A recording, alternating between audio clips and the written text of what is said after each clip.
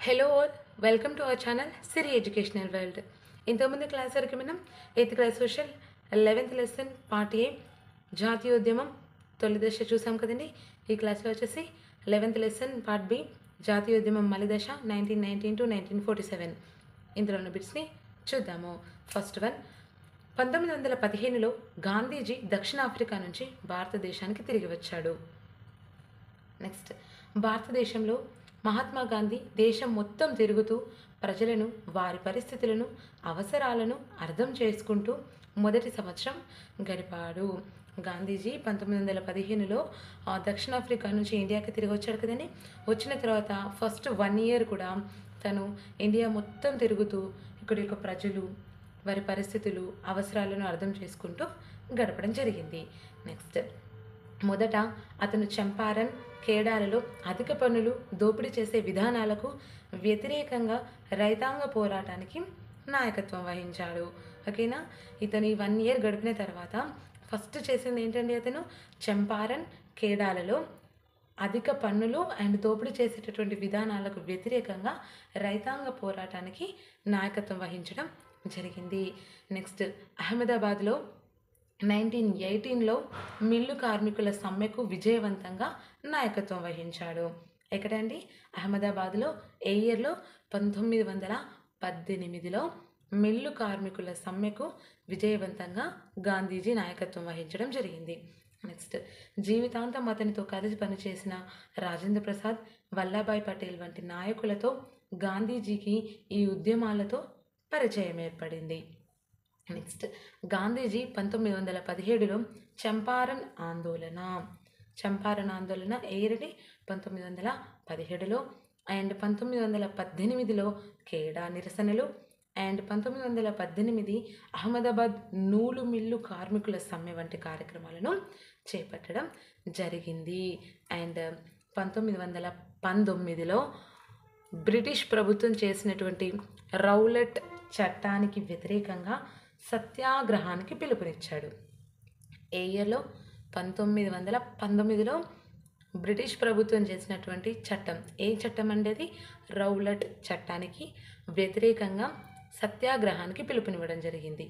Next, భావ ప్రకటన స్వేచ్ఛ వంటి మౌలిక హక్కులను కాలరాసే విధంగా పోలీసులకు అధికారాలను ఈ యొక్క చట్టం కల్పించడం జరిగింది. ఇక్కడ ఒక 2 points అండి. అది వచ్చేసి నేను టెక్స్ట్ బుక్ నోట్బుక్లో రాయలేదు. ఓకే, ఇంపార్టెంట్ అయినవన్నీ ఖచ్చితంగా నేను నోట్బుక్లో రాస్తానండి. ఏదైనా ఓకే మనం దానికి రిలేటెడ్గా తెలుసుకోవాలి అని అనుకుంటే కనుక మోస్ట్లీ ఇందులో రాయకుండా నేను ఓవరాల్గా చెప్తాను. ఏంటంటే, ఇక్కడ భావ ప్రకటన స్వేచ్ఛ వంటి మౌలిక హక్కులను కాలరాసే విధంగా పోలీసులకు అధికారాలను ఈ రౌలట్ చట్టం అనేది కల్పించడం జరిగింది కదండి. సో అలా ఎవరినైనా ఉగ్రవాది అని పోలీసులు కనుక అనుమానిస్తే వాళ్ళను అరెస్ట్ చేసి ఎలాంటి విచారణ లేకుండా జైల్లో పెట్టవచ్చు ఈ యొక్క చట్టం ప్రకారం. ఒకవేళ విచారణ జరిగినా అది చాలా రహస్యంగా సాగి తనకు వ్యతిరేకంగా రుజువులు ఏమున్నాయో ఆరోపణలకు గురైనటువంటి వ్యక్తికి కూడా తెలియదన్నమాట. అంటే వాళ్ళకి ఇష్టం వచ్చినట్టుగా జస్ట్ అనుమానం ఉంటే అరెస్ట్ చేస్తారు. దానిపైన ఎలాంటి విచారణ జరిగినా కూడా అసలు తనపైన ఎలాంటి ఆరోపణలు ఉన్నాయనే విషయం కూడా ఆ యొక్క ఆరోపణలకు గురైనటువంటి వ్యక్తికి తెలియదన్నమాట. ప్రజల మౌలిక స్వేచ్ఛను హరించేటటువంటి హక్కు ప్రభుత్వానికి లేదని మహాత్మా గాంధీ, మొహమ్మద్ అలీ జిన్నా ఇతర నాయకులు భావించడం జరిగింది. ఇక్కడ చూస్తారా అండి, ఈ యొక్క భావ ప్రకటన స్వేచ్ఛ వంటి మౌలిక హక్కులను కాలరాసే విధంగా పోలీసులకు అధికారాలను ఈ యొక్క రౌలట్ చట్టం అనేది కల్పించడం జరిగింది. ఎవరు అంటే, రౌలట్ చట్టం చేసినటువంటి బ్రిటిష్ వారు ఈ చట్టంలో ఈ విధమైనటువంటి అధికారాలను పోలీసులకు కల్పించడం జరిగింది. అయితే కేవలం ఎలాంటి రుజువు లేకుండా అనుమానాలు ఉంటే చాలు వాళ్ళని అరెస్ట్ చేసేయచ్చు అనమాట ఈ చట్టం ప్రకారము. అండ్ తనపైన జరిగేటటువంటి ఎంక్వైరీ, అదేవిధంగా అసలు ఎలాంటి ఆరోపణలతో ఆ పర్సన్ని అరెస్ట్ చేశారనేటటువంటి విషయం ఆ పర్సన్కి కూడా తెలియదు. నెక్స్ట్, నేను ఇంతకుముందు ఆల్రెడీ ఒక పాయింట్ చెప్పానండి, మళ్ళీ చెప్తాను. ఇక్కడ ప్రజల మౌలిక స్వేచ్ఛను హరించేటటువంటి హక్కు ప్రభుత్వానికి లేదని మహాత్మా గాంధీ, మహమ్మద్ అలీ జిన్నా ఇతర నాయకులు భావించారు. ఇతర నాయకులను ఇచ్చినప్పటికీ కూడా ఇక్కడ 2 పేర్లను మెన్షన్ చేశారు కదండి, అది గుర్తుపెట్టుకోండి. ప్రజల మౌలిక స్వేచ్ఛను హరించేటటువంటి హక్కు గవర్నమెంట్కి లేదని మహాత్మా గాంధీ అండ్ మహమ్మద్ అలీ జిన్నా మరి ఇతర నాయకులు కూడా భావించడం జరిగింది. నెక్స్ట్, ఇది చాలా నిరంకుశతత్వ రాక్షస చట్టం అని వాళ్ళు విమర్శించారు. 1919 ఏప్రిల్ 6న ఈ చట్టానికి వ్యతిరేకంగా అహింసాత్మకంగా హర్తాల్ పాటించి ప్రార్థన గౌరవభంగ దినంగా నిర్వహించమని భారత ప్రజలను గాంధీజీ కోరాడు. ఏ రోజు? 1919 ఏప్రిల్ 6వ తేదీన. దేనికి వ్యతిరేకంగా? ఈ రౌలట్ చట్టానికి వ్యతిరేకంగా అహింసాత్మకంగా హర్తాల్ పాటించడము, అదేవిధంగా ప్రార్థన గౌరవభంగ దినంగా నిర్వహించమని చెప్పేసి ఎవరు కోరారండి? గాంధీజీ భారత ప్రజలను కోరడం జరిగింది. ఈ ఉద్యమాన్ని ఆరంభించడానికి సత్యాగ్రహ సభలు ఏర్పాటు చేశారు. 1919 ఏప్రిల్ 6న దేశవ్యాప్తంగా అనేక ప్రదర్శనలు హర్తాళ్ళు జరిగాయి. చిన్న సమూహాల కంటే జాతి పెద్దదని, ఏ మతము లేని వారితో సహా అందరూ ప్రయోజనాలను జాతీయవాదం కోరుకుంటుంది. మీన్స్ అందరి ప్రయోజనాలను జాతీయవాదం కోరుకుంటుంది. ఈ దృక్పథాన్ని లౌకిక దృక్పథం అంటారు. నెక్స్ట్, 20వ శతాబ్దం ఆరంభంలో భారతదేశంలో మతతత్వ సంస్థలు కూడా పుట్టుకొచ్చాయి. అయితే 1906లో ఢాకాలో ముస్లిం భూస్వాములు నవాబులు కలిసి అఖిల భారత ముస్లిం లీగ్ను ఏర్పాటు చేశారు. ఏ ఇయర్లో? 1906లో. ఎక్కడ? ఢాకాలో. మరి ఎవరు ఏర్పాటు చేశారు అంటే ముస్లిం భూస్వాములు అండ్ నవాబులు కలిసి ఏం ఏర్పాటు చేశారండి? అఖిల భారత ముస్లిం లీగ్ని ఏర్పాటు చేయడం జరిగింది. ఇది బెంగాల్ విభజనను సమర్థించింది. అదేవిధంగా ముస్లింలకు ప్రత్యేక నియోజకవర్గాలు కావాలనేది కోరుకోవడం జరిగింది. నెక్స్ట్ వన్, 1909లో ప్రభుత్వం దీనికి సమ్మతించింది. ఇక్కడ మనం ఆల్రెడీ చెప్పుకున్నాం కదండి, 1906వ సంవత్సరంలో ఢాకాలో ముస్లిం భూస్వాములు నవాబులు కలిసి అఖిల భారత ముస్లిం లీగ్ని ఏర్పాటు చేయడము అండ్ ఇది బెంగాల్ విభజనను సమర్థించడము, ముస్లింలకు ప్రత్యేక నియోజకవర్గాలు కావాలని చెప్పేసి ఆ యొక్క ముస్లిం లీగ్ కోరుకోవడం జరిగిందని. అయితే దీన్ని 1909లో ప్రభుత్వం సమ్మతించడం జరిగింది. ఈ ప్రభుత్వం సమ్మతించడంతో అక్కడ ఏం జరుగుతుంది? విధానసభలో కొన్ని సీట్లను ముస్లింలకు రిజర్వ్ చేశారు అండ్ ముస్లిం ఓట్ల ద్వారా వీళ్ళు ఎన్నికవుతారు అనమాట. ఎక్కడండి? విధానసభలో కొన్ని సీట్లని ఎవరికి రిజర్వ్ చేశారు? ముస్లిమ్స్కి. అండ్ మరి వీళ్ళు ఎలా ఎన్నికవుతారంటే ముస్లిం ఓట్ల ద్వారా ఎన్నికవుతారు.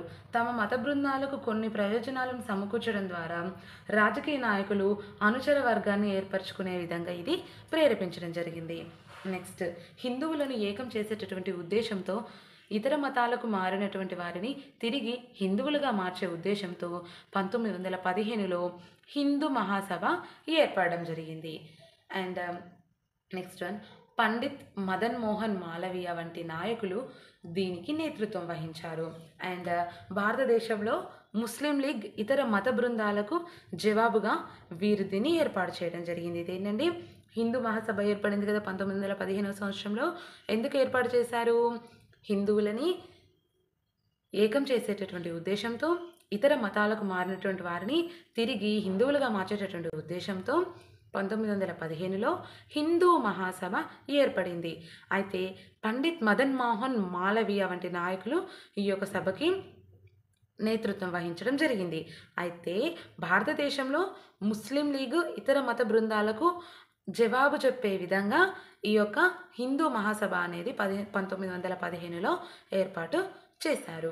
నెక్స్ట్, ఏప్రిల్ 13న జలియన్ వాలాబాగ్ మారణకాండ పంజాబ్లోని అమృత్సర్లో జరిగింది. మనందరికీ తెలిసిందే అండి, జలియన్ వాలాబాగ్ మారణకాండ అత్యంత దారుణమైనటువంటిది.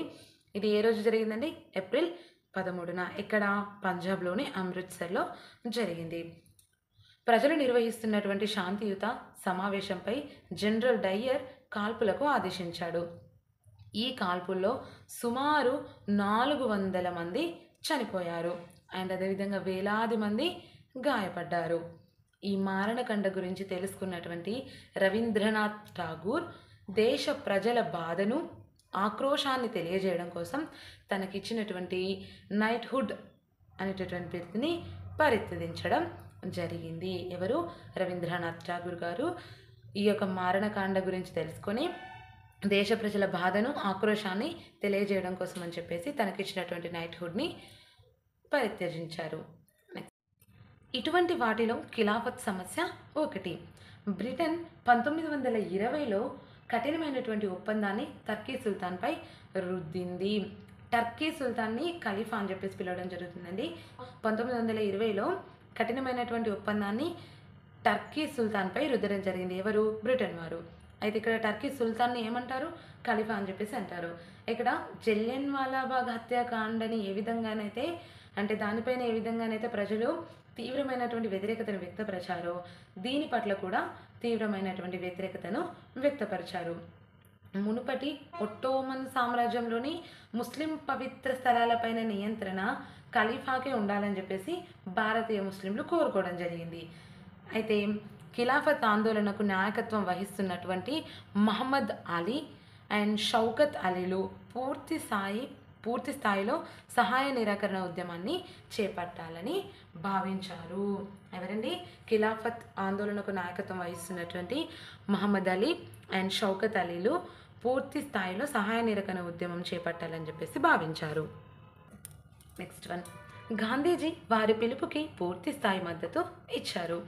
పంజాబ్ తప్పులు అంటే జలియన్వాలాబాగ్ మారణకాండ అండ్ ఖిలాఫత్ తప్పులకు వ్యతిరేకంగా ఉద్యమం చేపట్టి స్వరాజ్యం కోరాలని కాంగ్రెస్పై అతడు ఒత్తిడి తేవడం జరిగింది. 1920లో నాగపూర్లో జరిగినటువంటి కాంగ్రెస్ సమావేశంలో గాంధీజీ కాంగ్రెస్ నాయకునిగా గుర్తించబడ్డారు. ఏ ఇయర్లో? 1920లో. ఎక్కడ? నాగపూర్లో జరిగినటువంటి కాంగ్రెస్ సమావేశంలో గాంధీజీ కాంగ్రెస్ నాయకుడిగా గుర్తింపబడడం జరిగింది. 1921-22 నాటికి సహాయ నిరాకరణ ఉద్యమం ఊపందుకుంది. ప్రభుత్వం నడుపుతున్నటువంటి పాఠశాలలు, కళాశాలలను వేలాదిగా విద్యార్థులు విడిచిపెట్టారు. And Motilal Nehru, C R Das, C Rajagopalachari, Asaf Ali వంటి ఎందరో న్యాయవాదులు తమ వృత్తిని వదిలిపెట్టేశారు. ఎవరండి? మోతీలాల్ నెహ్రూ, సిఆర్ దాస్, సి రాజగోపాలాచారి, అసఫ్ అలీ వంటి న్యాయవాదులు తమ యొక్క వృత్తిని వదిలిపెట్టేశారు. నెక్స్ట్ 1920-22 మధ్య విదేశీ వస్త్ర దిగుమతి గణనీయంగా తగ్గిపోయింది. విదేశీ వస్త్ర దిగుమతి గణనీయంగా తగ్గిపోయినటువంటి సంవత్సరాలు 1920-22 మధ్య విదేశీ వస్త్ర దిగుమతి గణనీయంగా తగ్గిపోయింది. నెక్స్ట్ వన్, ప్రజలు చెరాకాపై నూలు వడకాలని గాంధీ ఉద్యమం చేపట్టారు. ఇలా చెరాకాపై నూలు వడకనని ఏమంటారండి? ఖాదీ అని చెప్పేసి అంటారు. భారత జాతీయోద్యమం మలి దశలో చెరాకాను స్వదేశీ చిహ్నంగా గాంధీజీ ఎన్నుకోవడం జరిగింది. చెరాకాను స్వదేశీ చిహ్నంగా గాంధీజీ ఎన్నుకున్నారు కదా. ఎప్పుడు ఎన్నుకున్నారు? భారత జాతీయోద్యమ మలి దశలో. ఏ దశలో అండి? మలి దశలో. దేన్ని? చెరాకాను దేనికి చిహ్నంగా ఎన్నుకున్నారు? స్వదేశీ చిహ్నంగా ఎన్నుకోవడం జరిగింది. నెక్స్ట్ వన్, జాతీయత కార్యక్రమాలకు ఆంధ్రప్రదేశ్లోని గుంటూరు జిల్లా కేంద్రంగా మారింది. జాతీయత కార్యక్రమాలకు ఏ ప్రాంతం? ఆంధ్రప్రదేశ్లోని గుంటూరు జిల్లా కేంద్రంగా మారింది.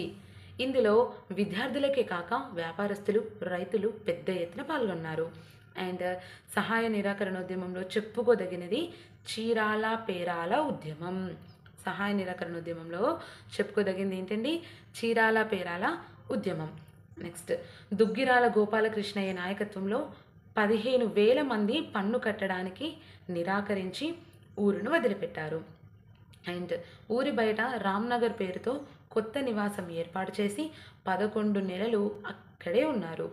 రైతులు భూమి శిస్తు కట్టకుండా సహాయ నిరాకరణ ఉద్యమాన్ని పెద్ద ఎత్తున చేపట్టారు. అధిక సంఖ్యలో గ్రామాధికారులు రాజీనామా చేశారు. అండ్ గాంధీజీ స్వరాజ్యం వస్తుంది, ఈ ప్రభుత్వానికి పన్నులు కట్టం అని ప్రజలు ప్రకటించారు. గాంధీజీ స్వరాజ్యం వస్తుంది, ఈ ప్రభుత్వానికి పన్నులు కట్టమని ఎవరు ప్రకటించారు? ప్రజలు. నెక్స్ట్, మరొక ముఖ్య పరిణామం ఆంధ్రప్రదేశ్లోని గుంటూరు జిల్లా పల్నాటి తాలూకాలోను, కడప జిల్లా రాయచోటి తాలూకాలోను జరిగినటువంటి అటవీ సత్యాగ్రహం. నెక్స్ట్, అటవీ శాఖకు పుల్లరి చెల్లించకుండానే రైతులు పశువులను అడవిలో మేపుకుంటకు పంపసాగారు.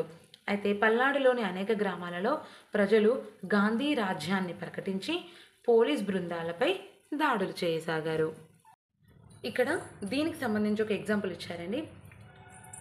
యూపీలోని ప్రతాప్గఢ్కి చెందినటువంటి ప్రజలు ఒక పెద్ద ఉద్యమం చేసి కౌలుదారులను అన్యాయంగా తొలగించుటను ఆపివేయగలిగారు. అయితే గాంధీజీ నాయకత్వంలో తమ కోరికలు సాధించబడ్డాయని వీరు భావించారు.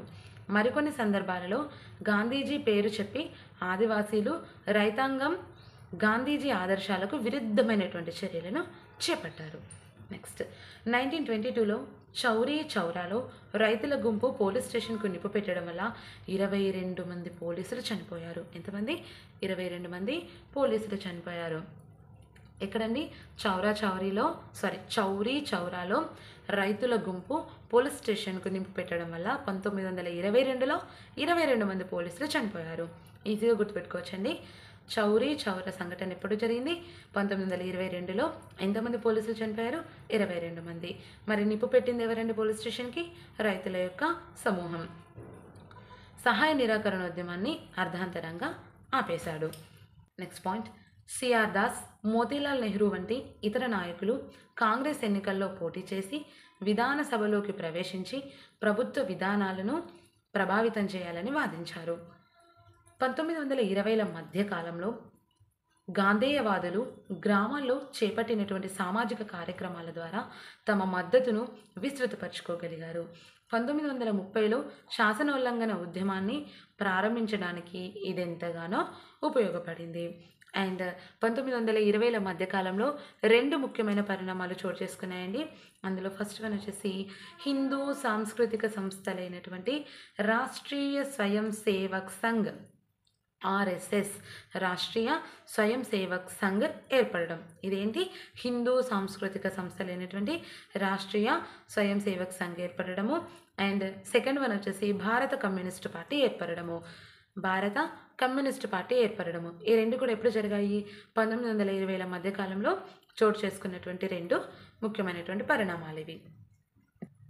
నెక్స్ట్ వన్, భారతదేశం ఎలా ఉండాలో ఈ 2 పార్టీలకు పూర్తి భిన్నమైనటువంటి అభిప్రాయాలు ఉన్నాయి. ఈ కాలంలోనే విప్లవ జాతీయతావాది భగత్ సింగ్ ఉద్యమించడం జరిగింది.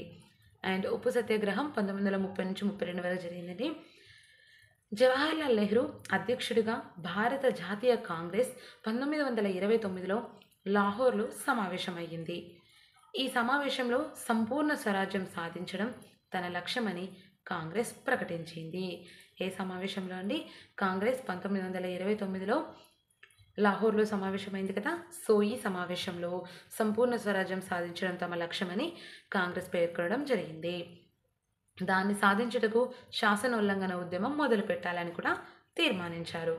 అండ్ కాంగ్రెస్ కార్యవర్గం జనవరి 26ను సంపూర్ణ స్వరాజ్య దినంగా జరుపుకోవాలని నిర్ణయించింది. ఎవరు? కాంగ్రెస్ కార్యవర్గం ఏ రోజును? జనవరి 26ను సంపూర్ణ స్వరాజ్య దినంగా జరుపుకోవాలని నిర్ణయించింది. నెక్స్ట్ వన్, ఉప్పు తయారీపై ప్రభుత్వం పన్ను విధించడం వల్ల సామాన్య ప్రజలు కొనలేనంతగా దాని ధరలు పెరిగిపోయాయి. గుజరాత్ సముద్ర తీరంలో ఉన్న దండి అనేటువంటి చిన్న ఊరిలో ఉప్పు తయారు చేయడం ద్వారా ఈ చట్టాలను ఉల్లంఘించాలని 1930 మార్చి 12న అహ్మదాబాద్లోని సబర్మతి ఆశ్రమంలో గాంధీ ఈ నిర్ణయాన్ని తీసుకున్నాడు. 1930 మార్చి 12న ఎక్కడ? అహ్మదాబాద్లోని సబర్మతి ఆశ్రమంలో. ఎవరు నిర్ణయం తీసుకున్నారు? గాంధీజీ. ఏమని నిర్ణయం తీసుకున్నాడండి? గుజరాత్ సముద్ర తీరంలో ఉన్న దండి అనేటటువంటి ఒక చిన్న ఊరిలో ఉప్పు తయారు చేయడం ద్వారా ఈ యొక్క చట్టాలను ఉల్లంఘించాలని చెప్పేసి నిర్ణయం తీసుకున్నారు. ఏ రోజున? 1930 మార్చి 12వ తేదీన అహ్మదాబాద్లోని సబర్మతి ఆశ్రమంలో గాంధీజీ ఈ యొక్క నిర్ణయాన్ని తీసుకున్నాడు. నెక్స్ట్, ఆ తర్వాత రోజు 78 మంది అనుచరులతో గాంధీజీ దండయాత్ర మొదలుపెట్టారు. సబర్మతి ఆశ్రమం నుండి దండి వరకు ఉన్నటువంటి 375 కిలోమీటర్ల దూరాన్ని 24 రోజుల్లో నడిచారు. ఎన్ని రోజుల్లో? 24 రోజుల్లో. ఎన్ని కిలోమీటర్స్ అండి? 375 కిలోమీటర్ల దూరాన్ని. నెక్స్ట్ వన్, 1930 ఏప్రిల్ 6న దండికి చేరుకున్న గాంధీజీ పిడికెడు ఉప్పు తీసి బ్రిటిష్ పాలనలో బ్రిటిష్ చట్టాలను ఉల్లంఘించి భారత ప్రజల తిరస్కరణను తెలియజేశాడు. ఏ రోజు? 1930 ఏప్రిల్ 6న. నెక్స్ట్, శాసనోల్లంఘన ఉద్యమంలో పాల్గొన్నటువంటి మహిళల్లో ఒక్క ఢిల్లీలోనే 1600 మంది మహిళలు జైలు పాలయ్యారండి. ఈ ఉద్యమం కేవలం ఉప్పు సత్యాగ్రహానికే పరిమితం కాలేదు. విదేశీ వస్త్ర మద్యం దుకాణాల వద్ద పికెటింగ్ చేశారు, అండ్ వస్తువులని తగలబెట్టారు, నూలు వడకడం ఒక ఉద్యమంగా చేపట్టారు. దాంతోపాటు బ్రిటిష్ పాఠశాలలు, కళాశాలలు, ఉద్యోగాలను కూడా బహిష్కరించడం జరిగింది.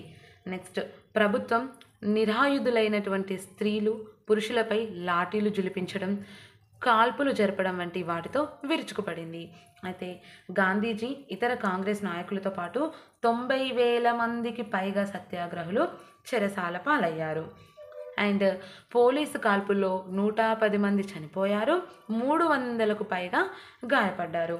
దాంతోపాటు 1935లో భారత ప్రభుత్వ చట్టం అనేది ఏర్పడింది. ఏ సంవత్సరంలో? 1935లో భారత ప్రభుత్వ చట్టం ఏర్పడింది. దీని ప్రకారం రాష్ట్రాలకు స్వయం ప్రతిపత్తి లభిస్తుంది. దేని ప్రకారం అండి? భారత ప్రభుత్వ చట్టం ప్రకారం రాష్ట్రాలకు స్వయం ప్రతిపత్తి లభిస్తుంది. మరి భారత ప్రభుత్వ చట్టం ఏర్పడిన సంవత్సరం వచ్చేసి 1935. నెక్స్ట్ వన్, రాష్ట్రాల శాసనసభలకు 1937లో ఎన్నికలను నిర్వహించారు. 11 రాష్ట్రాలకు 7లో కాంగ్రెస్ ప్రభుత్వాలు ఏర్పడ్డాయి. 11 రాష్ట్రాల్లో 7 రాష్ట్రాల్లో కాంగ్రెస్ ప్రభుత్వాలు అనేటివి ఏర్పడడం జరిగింది. కాంగ్రెస్ ప్రభుత్వం 2 సంవత్సరాలు పూర్తి చేసుకున్న తర్వాత 1939లో రెండవ ప్రపంచ యుద్ధం ప్రారంభమైంది. హిట్లర్ని వ్యతిరేకిస్తున్నటువంటి కాంగ్రెస్ నాయకులు యుద్ధంలో బ్రిటన్కి సహాయపడటానికి సిద్ధమయ్యారు. ఎవరిని వ్యతిరేకించారండి? కాంగ్రెస్ నాయకులు హిట్లర్ని. సో వీళ్ళు ఎవరికి సహాయపడడానికి సిద్ధమయ్యారు? బ్రిటన్కి సహాయపడడానికి సిద్ధమయ్యారు. అయితే యుద్ధం తర్వాత భారతదేశానికి స్వతంత్రం ఇవ్వాలని వీరు కోరడం జరిగింది. ఈ కోరికను బ్రిటన్ తిరస్కరించింది. దీనికి నిరసనగా కాంగ్రెస్ ప్రభుత్వం రాజీనామా చేశాయి. కాంగ్రెస్ ప్రభుత్వాలు రాజీనామా చేయడానికి గల కారణం ఏంటండి?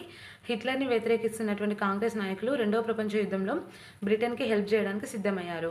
సో దానికి ప్రతిఫలంగా వీళ్ళు ఏం కోరారు? భారతదేశానికి రెండవ ప్రపంచ యుద్ధం తర్వాత స్వతంత్రం ఇవ్వాలని కోరుకుంటే ఆ యొక్క కోరికను బ్రిటన్ తిరస్కరించింది. దీనికి నిరసనగా కాంగ్రెస్ ప్రభుత్వాలు రాజీనామా చేయడం జరిగింది. నెక్స్ట్, క్విట్ ఇండియా ఉద్యమం 1942. దీని థీమ్ ఏంటండి? చేయండి లేదా చావండి. భారతదేశ ప్రజలను, సంపదను రెండవ ప్రపంచ యుద్ధానికి ఉపయోగించుకోవాలని బ్రిటన్ అనుకుంది. అయితే యుద్ధంలో మద్దతుకు బదులుగా భారతదేశానికి స్వయం పాలనా అధికారాన్ని ఇవ్వాలని కాంగ్రెస్ కోరుకుంది. కానీ అంగీకరించడానికి బ్రిటన్ సిద్ధంగా లేదు. అయితే 1942 ఆగస్టు 8న బొంబాయిలో కాంగ్రెస్ కార్యవర్గం సమావేశమయ్యి భారతదేశంలో బ్రిటిష్ పాలన వెంటనే అంతమవ్వాలని పేర్కొంటూ తీర్మానం చేసింది. ఎప్పుడు? 1942 ఆగస్టు 8న ఎక్కడండి? బొంబాయిలో కాంగ్రెస్ కార్యవర్గం అనేది సమావేశమయ్యి భారతదేశంలో బ్రిటిష్ పాలన వెంటనే అంతమవ్వాలని చెప్పేసి పేర్కొంటూ ఒక తీర్మానం చేసింది. క్విట్ ఇండియా తీర్మానం చేశాక గాంధీజీ ఎంతో విలువైనటువంటి సందేశం ఇచ్చాడు మన యొక్క దేశ ప్రజల్ని ఉద్దేశించి. అదేంటనేది నేను ఇక్కడ రాయలేదండి, మీకు ఓవరాల్గా చెప్తాను. ఈ క్షణం నుంచి ప్రతి ఒక్క స్త్రీ, పురుషుడు తమను తాము స్వతంత్రులుగా పరిగణించాలి, స్వతంత్రులైనట్లు వ్యవహరించాలి. సంపూర్ణ స్వతంత్రం తప్పించి మరి దేనికి నేను సిద్ధంగా లేను. అందరం ఉద్యమించి భారతదేశాన్ని విముక్తం చేద్దాం, లేదా ఆ ప్రయత్నంలో చనిపోదాం. ఇది వచ్చేసి క్విట్ ఇండియా తీర్మానం చేశాక గాంధీజీ ఇచ్చినటువంటి విలువైనటువంటి సందేశం. ఎవరికి ఇచ్చారు? మన యొక్క దేశ ప్రజలందరినీ ఉద్దేశించి ఇచ్చినటువంటి సందేశం అండి. నెక్స్ట్ పాయింట్, 1942 ఆగస్టు 9న ఉదయానికే గాంధీజీ, పటేల్, నెహ్రూ, మౌలానా ఆజాద్, ఆచార్య కృపాలని, రాజేంద్ర ప్రసాద్ వంటి అనేక మంది కాంగ్రెస్ నాయకులని ప్రభుత్వం జైలు పాలు చేసింది. ఎప్పటికీ? 1942 ఆగస్టు 9న మార్నింగ్ వరకే ఎవరెవరినండి? గాంధీజీ, పటేల్, నెహ్రూ, మౌలానా ఆజాద్, ఆచార్య కృపాలని, రాజేంద్ర ప్రసాద్ లాంటి అనేక మంది కాంగ్రెస్ నాయకుల్ని గవర్నమెంట్ జైలు పాలు చేసింది. దేశవ్యాప్తంగా హార్తాళ్ళు, సమ్మెలు, ప్రదర్శనల రూపంలో ప్రజలు తమ నిరసనలను వ్యక్తం చేశారు. దురదృష్టవశాత్తు ఉద్యమం హింసాత్మక మలుపు తీసుకుంది. శ్రామిక వర్గం కర్మాగారాలను బహిష్కరించింది. అండ్ పోలీస్ స్టేషన్స్, పోస్ట్ ఆఫీసులు, రైల్వే స్టేషన్లు వంటి ప్రభుత్వ ఆస్తులపైన విద్యార్థులు దాడులకు దిగారు. ఈ టైంలోనే మద్రాస్, బొంబాయి తీవ్రంగా ప్రభావితమైంది. అయితే యూపీ, బీహార్, ఒడిస్సా, వెస్ట్ బెంగాల్, మహారాష్ట్ర, ఏపీలోని కొన్ని ప్రాంతాల్లో బ్రిటిష్ అధికారం కనబడకుండా పోయింది. నెక్స్ట్ 1942-44 మధ్య కాలంలో మిడ్నాపూర్ ప్రజలు సమాంతర ప్రభుత్వాన్ని నెలకొల్పారు. ఈ ఉద్యమ ఫలితంగా 10 లక్షల పౌండ్ల విలువైనటువంటి ఆస్తులు ధ్వంసమైనవి. నెక్స్ట్ 30 మంది పోలీసులు, 10 మంది సైనికులు చనిపోయారు. 1943 చివరి నాటికి 90,000కి పైగా ప్రజలు జైలు పాలయ్యారు. ఉప్పు సత్యాగ్రహంలో భాగంగా దర్శన ఉప్పు కర్మాగారం ముందు సరోజినీ నాయుడు కవాతు చేశారు. అండ్ 1940లో దేశ వాయువ్య తూర్పు ప్రాంతాల్లో ముస్లింలకు స్వతంత్ర రాష్ట్రాలు కోరుతూ ముస్లిం లీగ్ అనేది తీర్మానం చేసింది. నెక్స్ట్ వన్, 1930 నుంచి హిందువులకు భిన్నంగా ముస్లింలను ప్రత్యేక జాతిగా ముస్లిం లీగ్ పరిగణించసాగింది. 1920-30లలో హిందూ ముస్లింల మధ్య జరిగినటువంటి ఘర్షణల దృష్ట్యా ముస్లిం లీగ్ ఈ అభిప్రాయానికి వచ్చి ఉండవచ్చు. నెక్స్ట్ 1937లో యూపీలో కాంగ్రెస్ అండ్ లీగ్, ఈ ముస్లిం లీగ్ కలిసి ఉమ్మడి ప్రభుత్వం ఏర్పాటు చేయాలన్నటువంటి తమ కోరికను కాంగ్రెస్ తిరస్కరించడం వలన కూడా ముస్లిం లీగ్ కినుక వహించింది. ఇక్కడ 1930లో ముస్లిం ప్రజలను సమీకరించడంలో కాంగ్రెస్ విఫలం కావడం వల్ల కూడా ముస్లిం లీగ్ అనేది బలపడిందండి. 1940లో కాంగ్రెస్ నాయకులు జైల్లో ఉన్నప్పుడు మరింత ప్రజా మద్దతును కూడగట్టుకొని ముస్లిం లీగ్ అనేది కృషి చేసిందనమాట. నెక్స్ట్ 1945లో యుద్ధం ముగిసిన తర్వాత భారతదేశంకి స్వాతంత్రం ఇచ్చేటటువంటి విషయం పైన బ్రిటిష్ ప్రభుత్వం కాంగ్రెస్ ముస్లిం లీగ్తో సంప్రదింపులు అనేది మొదలుపెట్టింది. అయితే 1946లో రాష్ట్రాలకు మరోసారి ఎన్నికలు జరిగాయి. సాధారణ నియోజకవర్గాల్లో కాంగ్రెస్ చాలా వరకు విజయాన్ని సాధించింది. అండ్ ముస్లింలకు కేటాయించినటువంటి నియోజకవర్గాలలో ముస్లిం లీగ్ తిరుగులేని ఆధిక్యతను కనబరిచింది. అండ్ ప్రత్యేక పాకిస్తాన్ కావాలంటూ ముస్లిం లీగ్ పట్టుపట్టింది. ఈ కోరికను పరిశీలించడం కోసం అని చెప్పేసి 1946 మార్చిలో బ్రిటిష్ మంత్రివర్గం ఢిల్లీకి 3 సభ్య సంఘాన్ని పంపించింది. 3 సభ్యుల యొక్క ఒక సంఘాన్ని పంపించి భారతదేశానికి స్వతంత్రం ఇవ్వడానికి తగినటువంటి రాజకీయ చట్టాన్ని సూచించమని చెప్పేసి కోరింది. అయితే మరి ఈ 3 సభ్యులు ఎవరు అని ఒకరు స్ట్రాఫర్డ్ క్రిప్స్, సెకండ్ వన్ పెతి క్లారెన్స్ అండ్ థర్డ్ పర్సన్ వచ్చేసి అలెగ్జాండర్. స్ట్రాఫర్డ్ క్రిప్స్, పెతి క్లారెన్స్, అలెగ్జాండర్ ఈ 3 సభ్యులను కూడా ఢిల్లీకి పంపించి భారతదేశానికి స్వతంత్రం ఇవ్వడానికి తగినటువంటి రాజకీయ చట్టాన్ని సూచించమని కోరారు. నెక్స్ట్ వన్, భారతదేశం ఐక్యంగా ఉండాలని, ఫెడరల్ విధానంలో ముస్లింలు అధిక సంఖ్యలో ఉన్న ప్రాంతాలకు కొంత స్వయం ప్రతిపత్తి ఉండాలని ఈ యొక్క సంఘం సిఫార్సు చేసింది. నెక్స్ట్, బ్రిటిష్ క్యాబినెట్ సంఘ ప్రతిపాదనలు విఫలమవ్వడంతో పాకిస్తాన్కి మద్దతుగా ముస్లిం లీగ్ ప్రజా ఉద్యమాన్ని చేపట్టదలిచింది. 1946 ఆగస్టు 16ను ప్రత్యక్ష కార్యాచరణ దినంగా ముస్లిం లీగ్ ప్రకటించేసింది. అండ్ కలకత్తాలో అల్లర్లు మొదలై వేలాది ప్రజలు చనిపోయారు. 1947 మార్చి నాటికి ఉత్తర భారతదేశంలోని ఇతర ప్రాంతాలకు ఈ హింస వ్యాపించింది.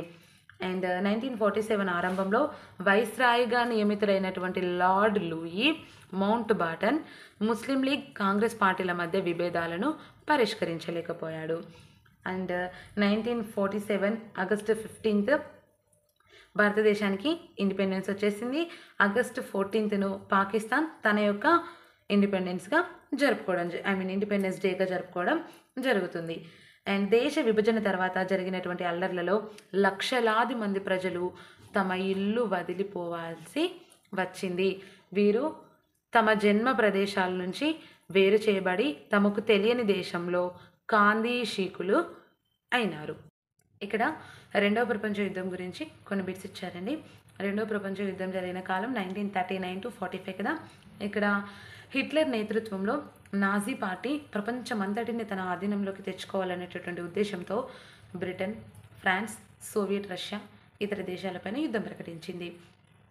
ఇంగ్లాండ్, ఫ్రాన్స్, రష్యాలతో అమెరికా చేతులు కలిపింది. వీటిని మిత్రకూటమి అంటారు. అండ్ జర్మనీకి జపాన్, ఇటలీ దేశాలు మద్దతునివ్వడం జరిగింది. మానవ చరిత్రలోనే అతి దారుణమైన ఈ యొక్క యుద్ధం 1939లో మొదలై 1945లో రష్యా సైన్యాలు బెర్లిన్ని చేజిక్కించుకోవడంతో జపాన్లోని హిరోషిమా, నాగసాకిలపై అమెరికా అణుబాంబు వేయడంతో ముగిసింది. ఇక్కడ Subhash Chandra Bose INA, Indian national army అని చెప్పేసి ఇచ్చినటువంటి కొన్ని బిట్స్ చూద్దామండి. ఫస్ట్ వన్, సుభాష్ చంద్రబోస్ స్వరాజ్య ఉద్యమకారుడు. ఈయన విప్లవవాద జాతీయవాది.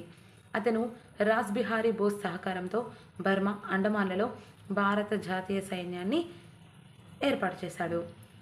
ఈ INAలో 60,000కు పైగా సైనికులు ఉండేవారు. ఈ పోరాటంలో జపాన్ అతడికి సహాయం చేసింది. 1943 అక్టోబర్ 21న సింగపూర్లో స్వతంత్ర భారత తాత్కాలిక ప్రభుత్వాన్ని ఏర్పాటు చేశారు. ఆజాద్ హింద్ని ఏర్పాటు చేశారు. 1944 మార్చి 18న ఢిల్లీకి పదండి నినాదంతో ఈ INA బర్మా సరిహద్దులు దాటి భారతదేశంలో ప్రవేశించింది. 1944 మార్చిలోనే కోహిమాలో భారత జెండాను ఎగురవేశారు. 1944-45 శీతాకాలంలో బ్రిటన్ ప్రతిఘటనకు దిగటంతో రెండవ ప్రపంచ యుద్ధంలో జపాన్ ఓడిపోవడంతో INA ఉద్యమం కుప్పకూలిపోయింది. బ్యాంకాక్ నుంచి టోక్యోకి 1945 ఆగస్టు 23న విమాన ప్రయాణం చేస్తుండగా జరిగినట్టు ప్రమాదంలో సుభాష్ చంద్రబోస్ చనిపోయారని చెప్పేసి చెప్తారు. ఇది ఈ లెసన్లో ఉన్నటువంటి బిట్స్ అండి. If you like the video, don't forget to like, share and subscribe to our channel, and also share your comments. Don't forget. Thanks for watching.